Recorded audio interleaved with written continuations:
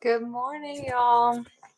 Okay, so we're learning how to do all this because this morning I recorded like most of the video and then my mic cut out. So just learning the ropes. But anyway, this is day 2 of if you're doing the New Testament in a year. Also, just if you're reading Matthew at all, this would be day 2 because it's chapter 2. And I encourage us to read an entire book and read it in order. If you haven't seen Matthew chapter 1, I would suggest going back and watching that video or reading it or listening to it, so that it's laying the foundation for this chapter, because I'm even going to reference it. And there's some things I said yesterday that'll come up, again, because it's all connected. Let's move on to Matthew chapter 2. But before, I'm going to pray. So, God, you're so good. And just thank you for another day, Lord. And just every single blessing, every single good thing that we have, Lord, we just praise your name. And that we are safe, we are protected, and we are provided for, Lord, that there is freedom from our inner battle, from the anxiety and the negative thoughts and the burdens that we try to carry, Lord, that we can bring them to you, and that you walk with us, and that you want to share in that with us, that you offer yourself, and that you came to tell us that that's who you are and show us that that's who you are, that we were made for relationship and partnership with you. And so I just pray over those two that are carrying a heavy burden today, that are losing hope, or that feel like you are far off, or that life today doesn't feel jubilant and joyous, but just feels like a day of endurance and having to suffer and feel heavy emotions fully.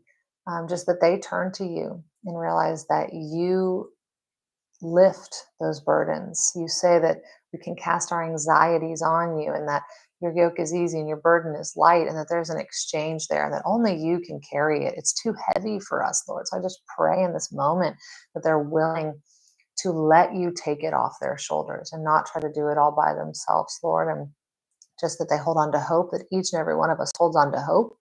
And if this day is filled with waiting, that we trust your process, that we trust things happen in due time, and that we know you are our living hope. We know how it ends, and we've just got to get there. And so that each day we are filled with more love, we are filled with more strength, and just more of your fruit, and that others can witness it. They can witness you through us, and that they want you for themselves, that they want the same transformation. They want all the same things that you offer, and that they realize that they can have it here and now. All we have to do is open our hearts, believe you, trust you, know that you rescue us from ourselves, from the danger of the world, the danger we get ourselves into.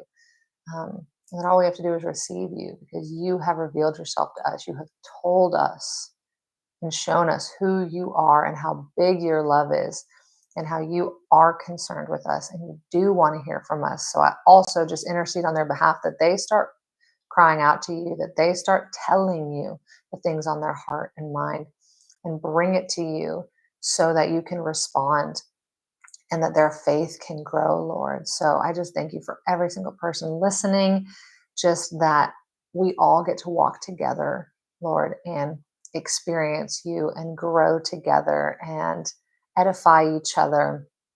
And just that this day is a blessing, and that we see it that way, that we know life is a gift, and that we offer ourselves, all of our gifts, and we are sensitive to you, Lord, your voice, how you speak to us, what you're going to reveal in your word today, that we can apply it, and just that we know how much you love us, and that we then also love you in return, and that we love those around us, Lord. Just renew our mind, help us unlearn the things that are holding us back, that have us bound, and help us have a new way of thinking, that aligns with what is true and what is good, um, for your sake, for our sake, for the sake of those around us, God. So we just trust you. You are so good. In Jesus' name, amen. Okay, so Matthew chapter 2. So it says, and I read from the NIV. I don't think I've said that yet. So this says, the Magi visit the Messiah. And Magi is where we get the word magician. Um, and so it also in the Hebrew comes from the word for wise men. So you'll often hear the three wise men, but they're also called the Magi. And they basically were astrologers. So they studied the stars. And what's cool too is it's like they are from the east. They're from like the Persian Empire, or at least like those descendants. And they're not Israelites. They study the stars. They see something is happening, and that's what's so cool is we think that we know a lot now, but it's like the people that used to stare at the sky apparently knew a lot more about it. They weren't all distracted with all the technology and the toys, but they could see something was happening, something was coming, and they were pursuing it, right? So they traveled a long distance because of the stars, right? There is a North Star. Like I said, they see what's happening, and that is their job, their livelihood. And if you haven't seen the movie, oh my gosh, I don't remember what the movie's called. Never mind. I'll link it below or put it below, but there's some kind of movie, and it's just cool. It talks about the wise men and just how insanely intelligent they were. Think about like the Einstein and this Isaac Newton of that day, almost like scientists, like people that were studying the formulas of what's going on around us. Um, so, anyway, after Jesus was born in Bethlehem in Judea during the time of King Herod, Magi from the east came to Jerusalem and asked, "Where is the one who has been born King of the Jews? We saw his star when it rose and have come to worship him." So I love that he's already called King of the Jews. Like he's a baby. And they already knew. And how did they know? Like they're not even Jewish, but it was like they knew this baby was the King of the Jews. Um, and I think about how even on the cross that they put a sign above Jesus that said King of the Jews, because they technically like put your crime or whatever above you, and that was his crime, and they're freaking out because it's like, what do you mean? Why do you keep calling him the King of the Jews? But it's like that is what he's been called since birth. Um, and so they come and say, "Where is the one born King of the Jews?" And they say, "We saw his star when it rose and have come to worship him." And so also the word worship means to serve. And so I think about how like I love to worship. There's worship music. Also, that's a big part of this Bible study. I have a playlist called Wake Up and Worship, but first thing in the morning is wake up and turn on worship music. Like before you check your phone, before you read anything, before you start getting about your day, or even I guess while you start getting about your day. But for me, it's like my eyes are just open. I don't even know where I am yet. And I turn on worship music because it gets straight to my heart. Like it gets straight to my spirit. I'm not even thinking yet. I'm not processing the day. I'm not making plans. I'm just singing and opening my heart to the Lord and just praising him. And it's like a connection. It's an immediate connection and it fills me up first thing. And then I come and read. So, like I said, I have a playlist that can help you is like all the worship music that I listen to. Just put it on shuffle, save it, whatever, follow it so that you can just wake up, click it every single morning. Boom, boom, boom, boom. Listen to worship music. But that's not the only form of worship. Worship is not just singing and dancing. It means serving. It means to serve. And so I think about any time we are serving in any capacity, that is worship. So when it says in Romans 12:1 to offer ourselves as a living sacrifice, for that is pure worship. If you actually look, it says in the original, in the Greek, that is like service, right? That is proper service or something. Realizing even just offering yourself, that's the whole point, is in worship. It's not about singing like you're at a concert. You're supposed to be offering yourself. You're supposed to be pouring yourself out like the alabaster jar, that you're breaking yourself out. Everything is pouring out of you and you are empty. I love the song I'm Leaving Empty. I think it's by Red Rocks Worship. But it's that idea. It's like I'm poured out, I'm leaving empty. I offer myself, and we're offering ourselves through music, right? Through worship. But it could be anything that is service where you are offering yourself. That is worship.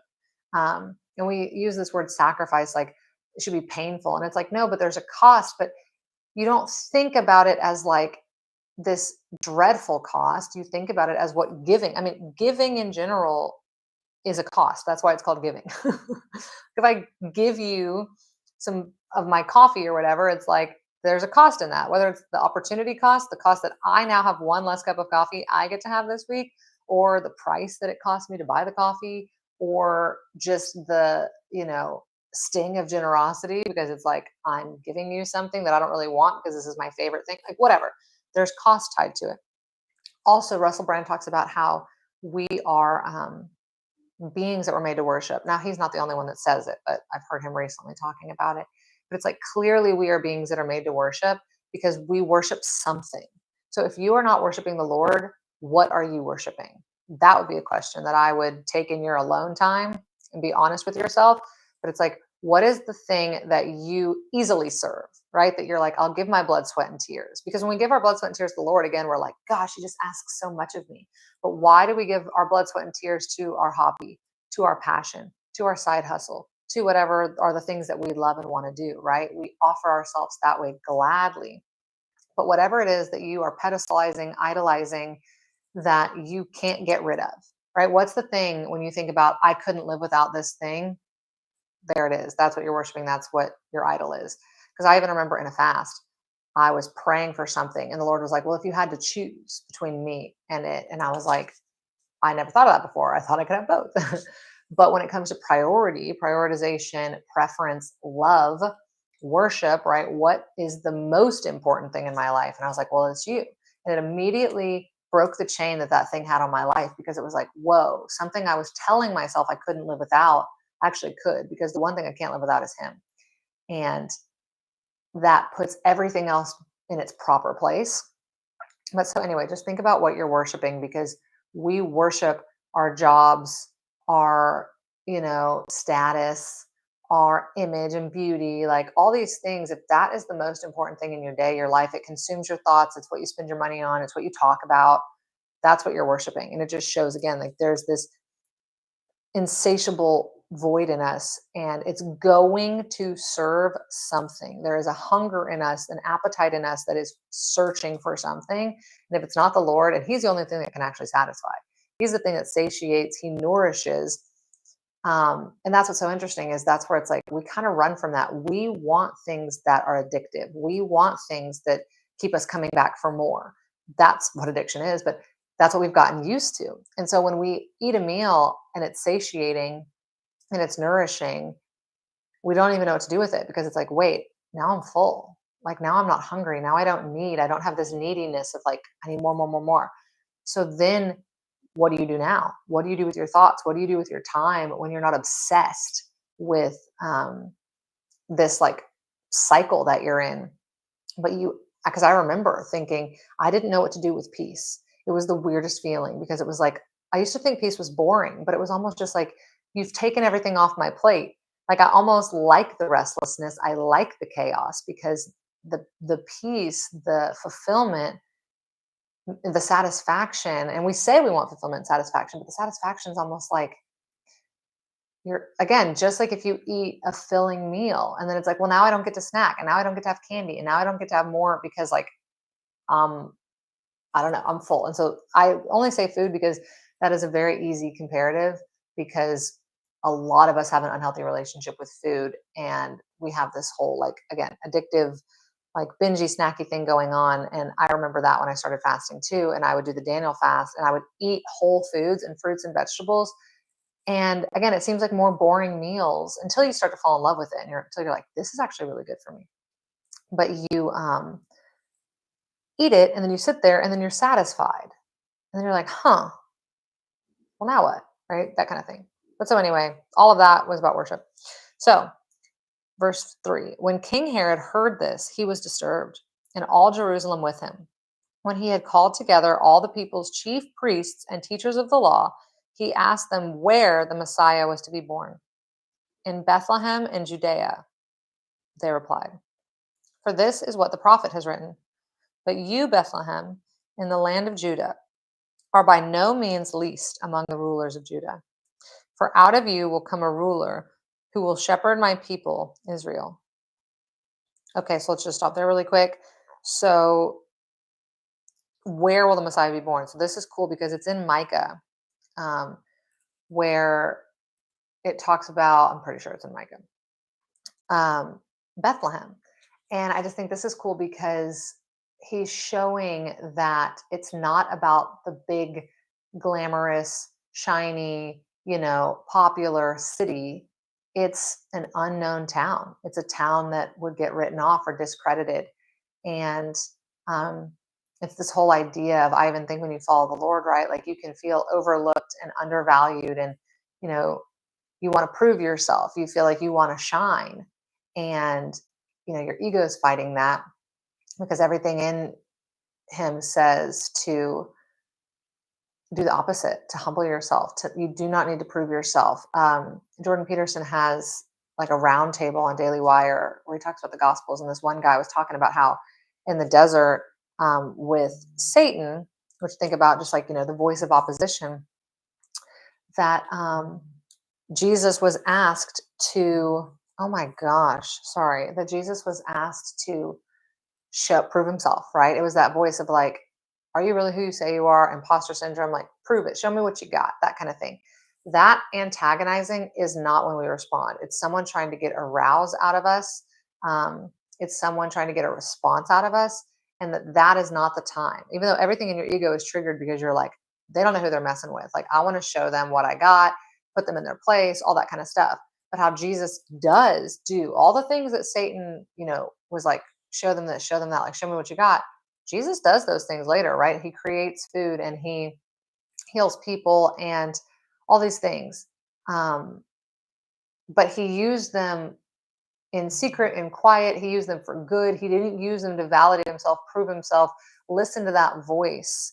And so that's just the difference, is like when you're in a moment and it's like trying to belittle you, that is not when you need to rise up and think, I am going to show this person wrong, right? Like I'm going to, show them or whatever. But that it says God sees in secret what we do and rewards. Like if you know who you are and you know the truth, you don't need to prove it. You don't need to validate it. Like you just do it and be it. Um, and so anyway, same with Bethlehem is it's like God's going to use you know, I guess it's like the surprise element. And I think of like the unconventional, unorthodox choice, but no one would have expected Bethlehem, first of all, for a king to come from it. But I love that he's like, you who think you're small, you who think you're unseen, unnoticed, you are my star. Like you are going to be the one that I use. And I just love this because the Lord is showing I don't count anybody out. And the way that the world sees and chooses is not the way that I choose. Um, and so I feel like I hope that just can give you hope that if you literally feel like you're from a small town or you haven't done anything significant or your job doesn't seem like it's that big of a deal or those kinds of things, when you're trying to compare, it's like don't compare, because God doesn't need that big backstory. He actually likes to use situations where it's like against all odds, when it's like this is the person or the place that is like just again like backwards, like you just, I think about again just like a small town, almost insignificant. The things you think are insignificant, the Lord is like are significant. Don't you dare remove the value from yourself, your life. Don't you dare think that you aren't just as big, just as valuable, that there's just as much potential, right? Like I don't know. So anyway, I hope that that can help you, because I love that he shows not only by being born in a manger, like that I will reach the lowly. Every status of people is included in who I'm willing to spend time with and love and reach. Because I think about a king and everyone wanted him to come in almost like a costume, like a crown and a robe and all those things. But when you come in above everybody, nobody can reach you, right? Like everyone's trying to climb up. And that's the whole religious mindset, is I have to climb up to God. And we don't understand that it's like the Lord in grace, right? It means he extends himself towards us. He reached down to us. He not only got off his heavenly throne, but he didn't come here and put himself on a man throne, like the way that men see power, because that's what they glorify, right? That's what we glorify, is when we see someone above us or we've put them above us. That's the whole thing, is men don't have power unless they are above other men, unless they're either oppressing other men or there's some kind of hierarchy that's been created. So we look up to all these people and it's like, why are we putting them above us? There is equality, there is no favoritism. It says that multiple times in the Bible in the eyes of the Lord. Like a celebrity and a homeless person are the exact same value. Their prayers are heard exactly the same. Their soul matters exactly the same. Um, but anyway, that he didn't come as the way they wanted a king to come that was going to be all bedazzled, but he came lowly. And then he even teaches, he was like, I did not come to be served, I came to serve, right? And it's back to that word for worship. Everyone thinks like, oh, God just wants us to bow, and it's like, that's what men do. Men that are kings are like, bow to me, maybe I'll pardon you, give me all these things. And this is why Herod gets threatened too. It's like, because man's power, he knows it's not real. We know it's not real when we have power. We know it's not sustainable. We know that it's fleeting. We're going to pass. We can't hold on to it. That there's actually so much insecurity behind it. And you see that in Herod. Like, he's a king, but he is so insecure. Um, right. It's that, like, it's like syndrome. It makes me think of, it's not Napoleon complex, but it's some kind of syndrome, some kind of like narcissism or something. Um, but anyway, that the Lord is saying, like, I'm showing you what love does. Like, I didn't come to be worshiped, but I came to worship. Like, I offer myself, I serve, I give. And that's what love does. And that's what he's showing us, is like, love gives. So I love you first, right? I'm going to give to you first. And hopefully your response is that you give back to me. And I think about relationships, like how the relationship is better when we're not in self-preservation mode and we're not like, me, what am I going to get out of it? But when we think, how can I serve you? It says it's better to give than to receive. And so we'll actually be happier and more satisfied if we're giving, but to think, not what do I get out of this, but how can I give? And then hopefully the other person's response is the same. How can I give? And so when you're in a give relationship, it's reciprocal versus a take. That's not the goal. And I think what's hard is people will end up in a give take, and it makes them hate giving or resent giving or regret it. But that's why you just have to choose to give no matter what. I'm going to give. And if you take it, that's okay. The Bible says, if a man asks for your coat, give him your shirt too. Or if someone tells you to walk a mile, walk two. Or right, if they slap one cheek, turn the other and let them slap the other. And this is where humility comes in. But I love it saying, like, be the bigger person, because you actually are taking the power back. It's like, you think this person's taking advantage of you, but by you allowing it, then they're not taking advantage. When someone says, oh, I'm going to like take your coat, and you say, oh, here's my shirt too. Like, you get your power back. This is why the Bible is so powerful and like wise. And the way that Jesus teaches things shows that when you're the bigger person, you have a big heart, what seems like losing is how you win. And so again, only if you're actually like obsessed with your own possessions, like only if you actually care about material things, would losing your shirt be like, woe is me, detrimental. um but when you really realize it and you're like, it's just a shirt, like I'll be okay. um or again, the whole walk an extra mile, and we'll get to that. It's like something with the Romans where they have you carry their armor for a mile. And Jesus is like, well, we'll go another mile. Because then what someone is doing is bullying. You have now purposed into, oh, I wanted to do it. I would love to do this. I would love to help you. Thank you. And that's how you win. You don't win by getting on their level. You don't win by fussing and fighting, because that's what they want. Again, it's the same thing as the enemy. It's like they want to get a rouse out of you. They want to get a response. And so for you to just say, sure, take it. I love this. I'll give you more. Um, that mindset. But anyway, just talking about relationships, and like, it's better to be in the give. And even if you give and you're poured out and that person just takes it and runs with it and doesn't give you anything, don't have a pity party about it. Come back to the Lord, and he's the one that fills you up. He's the source that fills your cup. He is the one that will always give you what you need. He is the one that is going to work things out for your good, right? So you come to him, and don't put the expectations on other people of, well, if I give to you, it's only because I expect you to give back to me. Nope. We pour out. And even in a relationship, you might be the one that gives more, and don't be tit for tat and comparing, because your 100% might be more than someone else's 100%, right? But it's proportionate to both. So the other person might be giving 100% of what they have to give, but their 100% just isn't as much. So think about it as like a pint and a gallon. The other person literally has a pint capacity. Like, that's all they have as far as like wisdom, knowledge, love, whatever is their ability to feel and give right? And so to them, they are giving everything they have to you. This is their 100%. But then if your 100% is more and you're a gallon, you don't say, well, because you're giving me a pint, I'll give you a pint too. Because you know better. You know in your heart what you're capable of. And so now you're withholding from that person, where you giving your 100% would be pouring out the gallon. But like I said, not to then think, well, where's my gallon coming from? Like, why don't I have a gallon? It's not about what you're getting. You getting that pint is enough. Because what if that pint from that person is special and it's intentional and it's for you and it's what you need? It's all you need. You already have so much, right? If you're a gallon, you already have so much filling you up with the Lord, that this is just bonus. You get to have this person in your life. You get to share life with them. And that is what the gain is, not about how much they're giving you. So, anyway, I just think about that. Like, if you're pouring out what seems like a lot more than those around you, it doesn't matter. Pour out as much as you have gladly, willingly. Okay, let's keep going. So then Herod called the Magi secretly and found out from them the exact time the star had appeared.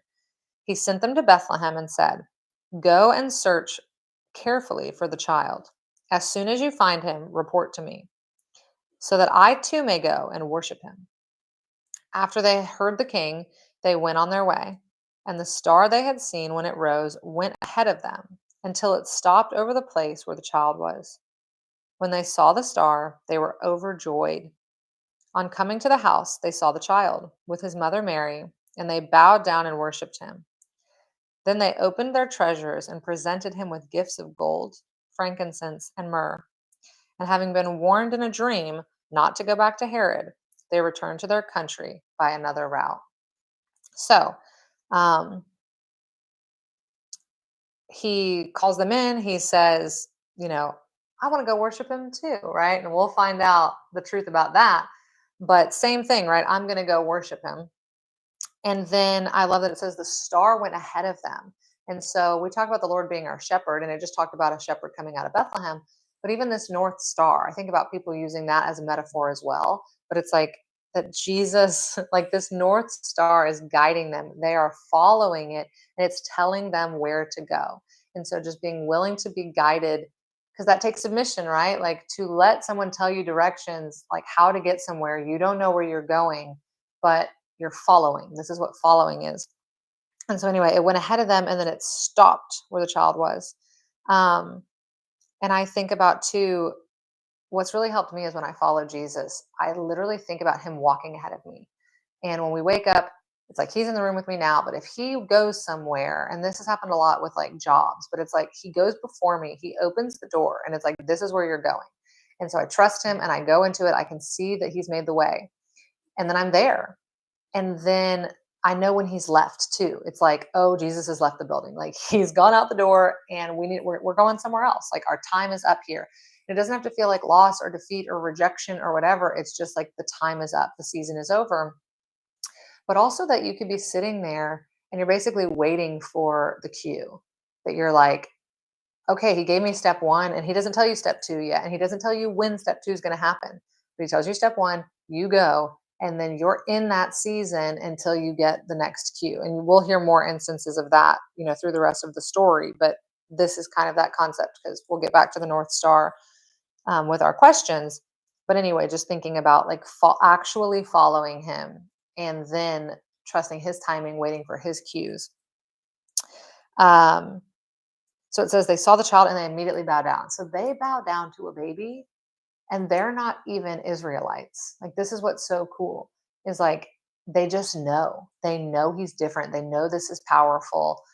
That's why, again, I want to study the Magi more. And I think about that movie, because it's like, for them to travel across the desert, them to know that even the skies, like nature was responding, doing something it had never done before. There was this star that was moving that they were following, and it leads to a baby being born that they know is fulfilling these prophecies. Like, it's a big deal. And they didn't even have to know the Old Testament to know that this was a big deal. They bow down to him and worship him. And then Damon Thompson has talked about this with the treasures, but how they provided gold, frankincense, and myrrh. And understand that Joseph and Mary were poor, right? They were poor. They had Jesus in a manger, but how this is provision, because they go to Egypt, and it's like, how are they able to survive in Egypt, right? It's like, if they don't have jobs, they're not people of any sort of wealth, that it was that gift that held them over for whatever season. And so just thinking about how when we give our gifts to people in their life, we don't know what it's for. Like we don't know what season we're going to help them get through. And it's not always just about money, right? It's all kinds of different types of provisions. And this is what I love about the Lord is we might think, oh, I've got a bill to pay and I need to take on a second job, or I need to find, you know, scrape up some money somewhere, or I need to, something, try to get a raise at work. And we think about it and calculate it in our own mind. And we don't realize that, like, you know, I don't know, someone emails us all of a sudden is like, hey, I would love to invite you to this thing and pay you this much money. And it's like as much as your bill. And you're like, wait, what? Like, where did that come from? Or someone wants to buy your couch and you haven't been able to sell your couch for a year. And it's just these weird things where you're like, it's not the way you would think. Like we put pressure on ourselves of I have to figure it out and I have to go find a way to get money. But it's like, what if someone gives you like some Keurig or Ninja for Christmas and you think, I could sell that, something, I don't even know. But just like how us giving gifts to people can help them get through, and also being able to receive gifts. It's really hard sometimes to get help, but to know that the Lord will provide in amazing, incredible ways, and to not put it in a box of what you think it needs to look like, especially when it comes to money. Because this is where we get so tied to that things cost money. And just who's to say, or again, like that your landlord doesn't have a grace period and say, hey, I'm actually going to be out of the country for the next month. So like, I don't need your check until, you know, later. And all of a sudden you're like, wait, what? Like, it's cool stuff and just amazing stuff. That's not all about you controlling in your power. But anyway, realizing just that be generous to give when you feel prompted to, or to just know that what you have to give and how it can show up in someone else's life, and also that their gifts can help you get through a future season. Um, okay, so next, the escape to Egypt, verse 13. When they had gone, an angel of the Lord appeared to Joseph in a dream. Get up, he said. Take the child and his mother and escape to Egypt. Stay there until I tell you, for Herod is going to search for the child to kill him. So he got up, took the child and his mother during the night, and left for Egypt, where he stayed until the death of Herod. And so was fulfilled what the Lord had said through the prophet, out of Egypt I called my son. Okay, so here we see a dream again. And I forgot to mention that right before that, the Magi had a dream, right? So I think about dreams, and it's like one of those things when it's like you wake up and you have an answer. Have you ever woken up and you're like, I have the answer? Or you just have a much clearer distinction and definition between the two choices, and you actually can feel toward one heaviness and toward another like goodness. And even if it's hard and even if it feels like risky, but there's just peace in it, versus the other, you're like, something's off here. But what was a blurred line before, now it's like you have this feeling in your gut or something, right? Like they had a dream and they woke up and they're like, this Herod guy isn't good. And even we just found that out, right? Like Herod lied to them. He said, oh, tell me where the baby's going to be. I want to worship him. And then later it was like Herod actually intended to kill the baby. They didn't even know that at the time. They were being lied to. But to be able to read through deception, like the Holy Spirit gives you so much ability to perceive deception. I am telling you, it is the craziest thing. Someone can be talking to me and I can feel it. It's like a time warp. It's like there's this weird thing that happens where I know that something is off. But anyway, so they had a dream that something was off. And then again, Joseph has a dream. And I love that the angel of the Lord is saying, get up. And so it's like, that's again, the kind of thing where we don't normally think like that. You don't normally, like, when you've just had a baby and your life is like chaotic and all over the place, do you have the idea of like, let's go to Egypt? And you're broke, right? So it's one of those things where you start to learn the voice of the Lord, because he's going to call you to do something. And there's like, again, there's an authority to it. There's a clarity to it. It's like, get up and go. And you don't know why you feel that way. And you don't think that way. You don't think that way. That's what's cool, is when you know yourself well enough. And when you become self-aware and mindful and just, your voice, how you talk to yourself, that when something is that authoritative and clear and says, get up and do this thing, go, it's like a very much like now is the time. And so I love that the Lord is all about timing. And that's why you've got to be prompt and respond, because he's like, go. If they would have hesitated or delayed, Herod would have come. And I think about Joseph. And maybe in that moment, you're thinking, if there's any hesitation or any delay, and it's like, if something happens to my family, it's on me because I heard the voice. Um, but also just thinking of the risk you have to take, but you have faith because you know how loud and clear you heard this voice. Um, but anyway, the same thing of him probably going back and forth, like, was that me? I don't want to tell my family to leave and cause a mess, and I'm probably going to get yelled at by my wife, and like this whole thing. And is it worth it?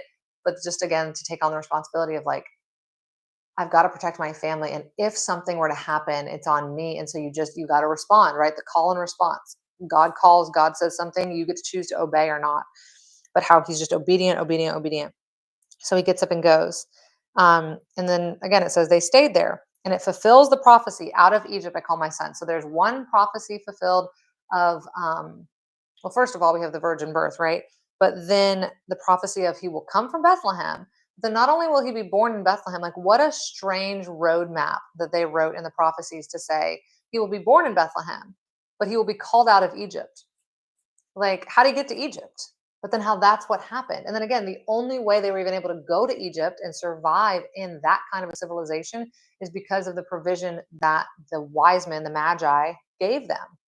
So anyway, and that's where the stuff too, it's like the pieces are fitting together too perfectly. I'm sure he was sitting there and he's like packing up and he's like, I don't even understand. How are we going to survive? And then he looks and he sees the stack of gold. And he's like, whoa, like, okay, we can do that. Like, okay, you've given all the things that like you've equipped us for this. So then 16, when Herod realized that he had been outwitted by the Magi, he was furious, and he gave orders to kill all the boys in Bethlehem and its vicinity who were 2 years old and under, in accordance with the time he had learned from the Magi. Then what was said through the prophet Jeremiah was fulfilled. A voice is heard in Ramah, weeping and great mourning, Rachel weeping for her children and refusing to be comforted because they are no more. So I think about how the vileness of humanity. And when people talk about the Old Testament being gruesome, and it's like, yes, we were barbaric.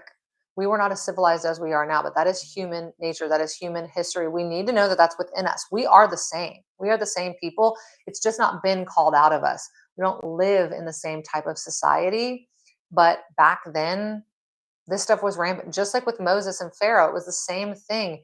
They called to kill all the Jewish baby boys, and that's like Moses' story. His mother rescued him, hid him, and then he got picked up and adopted by Pharaoh's sister and raised in the palace. And so it was like he got raised in the palace, which made him the perfect person to save his people. Same with Esther. She got into the palace as a queen and was able to save her people. And so God, like, anointing these people in the coolest, craziest ways, but also how it shows what mankind does, that people are like threatened when these kings are threatened and they think, oh my gosh, like one of these babies is going to steal my crown. Like, are you kidding me right now? Like, you really don't think you can put up a fight? Like, you're that threatened. So you go kill babies? Like, that's what's like, people think that God is, like hurts people and whatever. And it's like, no, mankind hurts people and God steps in to interfere. Frank Turk talks about this where he's like, everybody says they want justice and they want wickedness to be resolved. But then when God handles people like Herod, who are killing people's innocent babies, they're like, well, why would God do that? And it's like, what are you talking about? Like, do you want justice or what do you want? I mean, there's justice and then there's mercy. There can only be mercy if there's justice, though.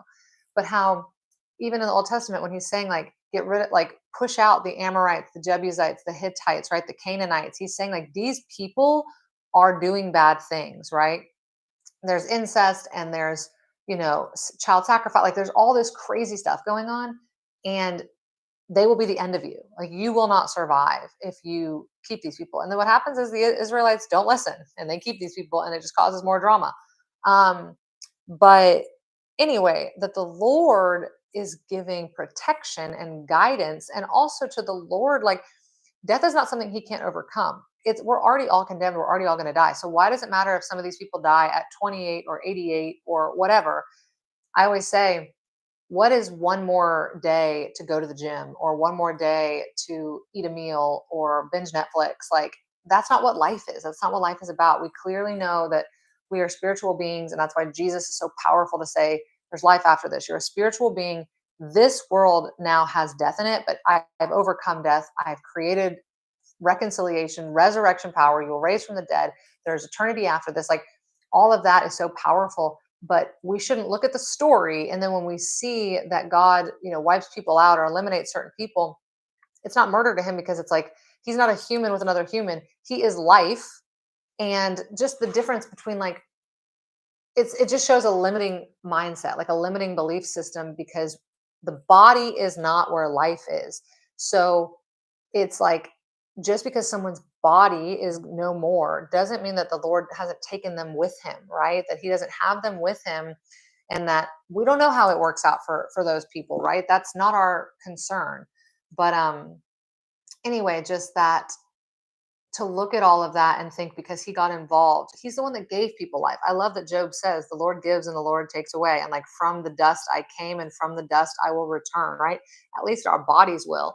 And so, all of that to just say, getting a proper perspective, because when you see what King Herod did and what Pharaohs did and all this stuff of humanity being so wicked and so vile, and that is in our nature. And then I think about to Jesus on the cross when people say, oh, God the Father, punished his son, Jesus. That's not true.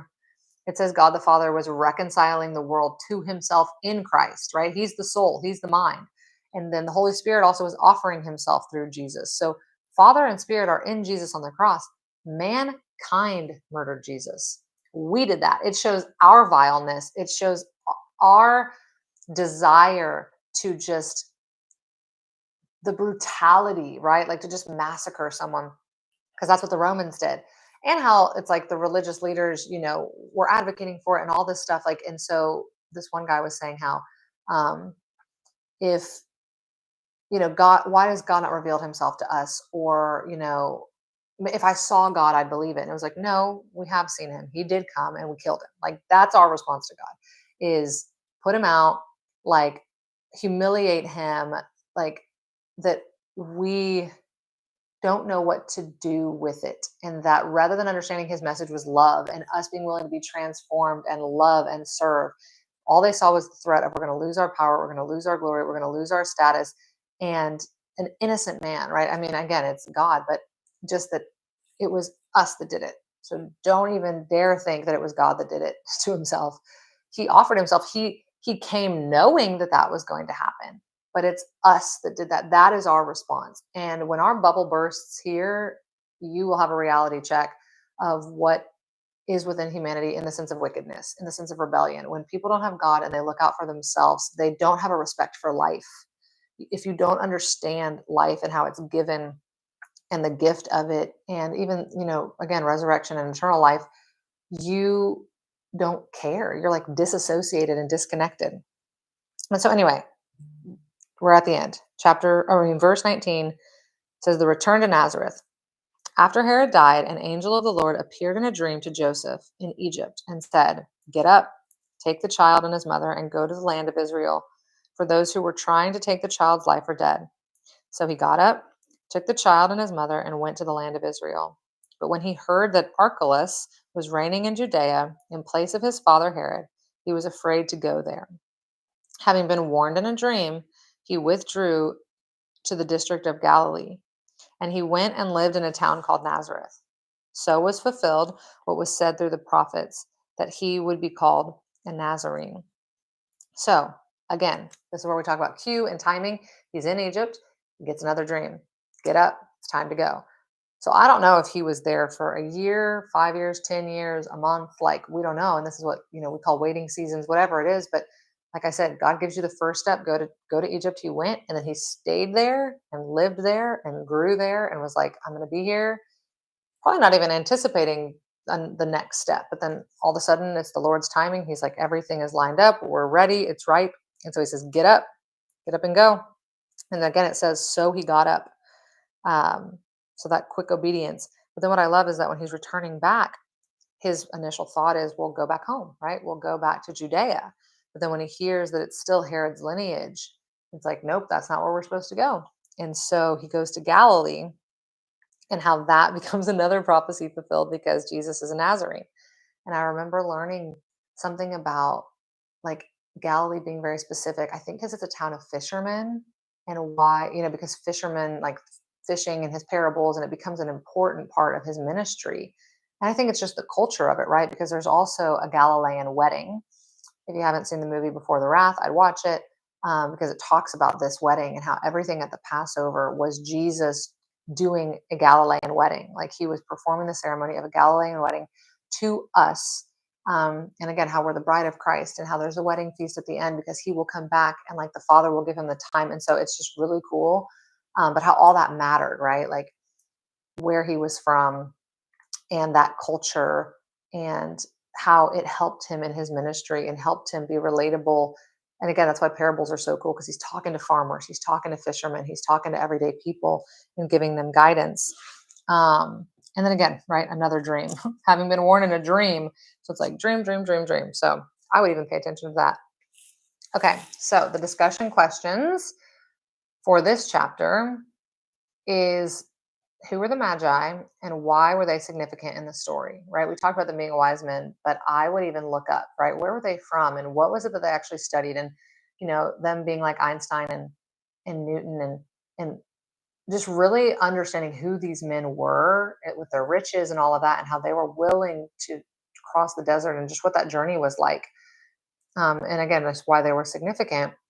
Um, and so again, like what does the response to the star and to the journey say? Like they see glory, they see something big happening. So what is the response, and the journey they're willing to take teach us about faith? And so I think about, just like we said, all the other people in the genealogy of Jesus that weren't Israelites, same thing. These people aren't Israelites, and they are chosen to be in the story, and they honor Jesus, right? They have faith. That's what's so cool, is it's like they have faith in a God that's like, that it's cool how God's including all of us. He's after all of us. And it's not just about speaking to the Israelite people, especially the ones that are blind, that like they can't even see him when he's right in front of them. But these other people do see what's going on. And it just shows, even if you're a Christian, even if like, don't stay in your pocket, realize that the Lord is calling people from everywhere, that there are people he's revealing himself to. He's doing big and mighty things in their life that's making their jaw drop and making them go, that's God. So anyway, just the fact that he revealed himself to Gentiles, to people that were not Israelites. Okay, next, what does this tell you about worship, or what have you learned about worship, right? Their worship of Jesus. What does it tell you about the true nature of worship? So the way that they responded, and even just if you want to look it up and understand more about what worship actually is, but I would say, how can you not only first check in on what it is that you're worshiping, but change the way you worship, or deepen the way you worship by understanding worship more of what it is, and having like a willingness and a gladness to offer yourself. Number 3, obedience. What can we learn from Joseph's obedience? Honestly, all throughout this, I would say through Mary's obedience, Joseph's obedience, the wise men's obedience, right? Like everything we're hearing about obedience and prompting and timing and quickening, and just being responsive to the Lord, right? And how can you apply that to your life? How can you respond, and even maybe ask the Lord, like if you hear something, ask him, say, Lord, was this you? And he'll confirm it, right? And then number 4, provision. So, what have you learned, and how can this give you confidence in God's provision, right? Not only his provision of resources, but his providence in the times of danger, how he helps make a way out. I have personally experienced that, where I'm standing somewhere and I feel the Lord, and I hear him be like, get out of here now, right? It's like 3, 2, 1, go, or you're stuck, like you're in danger. And so him making a way out. And I know that the Lord, will get to him being called a shepherd, but even in this, a North Star, like how having that North Star, having the Lord in front of you, knowing that you're following him, you're not running ahead of him, you're not trying to pave your own path and get yourself into danger and get yourself stuck, but by slowing down, waiting for his cue, knowing that he is a guiding light, that he is a guiding star, his word is even guiding us. But how you can see him that way and treat him that way and be submissive that way, and like let him lead and follow and see what is there, right? Like you might not even know what's there. You're just following the star and then you find Jesus. You find that the king is born. Um, and then lastly, and just again, how the Lord is protecting you. So it's like how he's providing, he's protecting. And then lastly, I would say, um, to because the fulfillment of the prophecies, right? How the fulfillment of the prophecies, how is that building your faith when you're seeing things that were claimed in the past that are so like all over the place, but that all the dots are connecting. And so I would look up Jeremiah 31:15, Micah 5:2, Hosea 11:1, and let me see which prophecy says that Jesus will be a Nazarene, because I think that's a different one than these. Oh, well, I guess it says in Matthew, but I'm like, where does it where does it say in the Old Testament? Um, I'll find it maybe and add it too, but start with those three prophecies. If you want to read the whole chapter, or I would even go to the Enduring Word on commentary, like go to the Enduring Word, Jeremiah 31, and then scroll to 15 and like read that verse and what other commentary they have around it. Micah 5:2, same thing. And um, just understand those prophecies, read those verses, and just pray on it and connect. So, anyway, I hope that this helps. I hope that you have a great day, and I will see you tomorrow. Bye.